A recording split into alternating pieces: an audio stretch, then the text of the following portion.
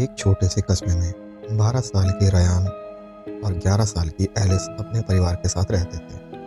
उनके घर के पास एक पुरानी बंद पड़ी खिलौनों की दुकान थी।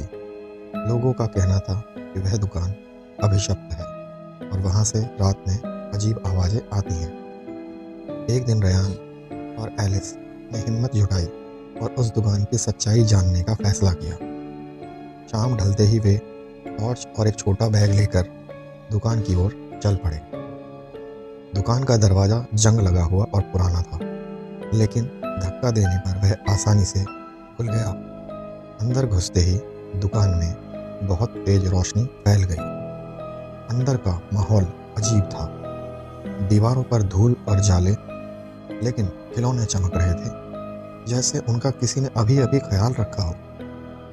तभी एक कोने से आवाज़ आई, क्या तुम खेलोगे हमारे साथ?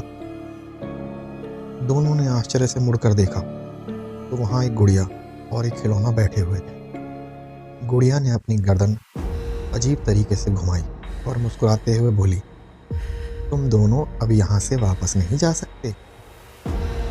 रयान और एलिस डर से कांपने लगे, लेकिन उन्होंने हिम्मत नहीं हारी। एलिस ने अपने बैग से एक पेंसिल निकाली और गुड़िया की तरफ फेंकी। गुड़िया जोर जोर से हंसने लगी, हा हा हा हा, हम पर ऐसी चीज़ों का असर नहीं होता।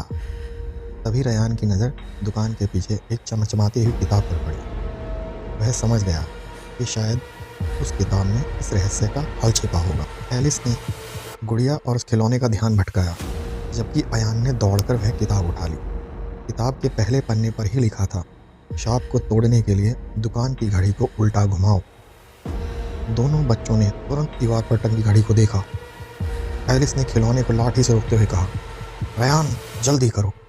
रयान ने हिम्मत जुटाकर घड़ी को उल्टा घुमाया। जैसे ही उसने ऐसा किया, पूरी दुकान में तेज रोशनी फैल गई और खिलौने चिल्लाने लगे, चीखने लगे। कुछ ही पलों में दुकान का माहौल बदल गया और एकदम शांत हो गया। गुड़िया और खिलौना गिरकर साधारण खिलौने बन गए थे और दोनों बच्चे तेज गति से वहाँ से अपने घर की ओर भागे।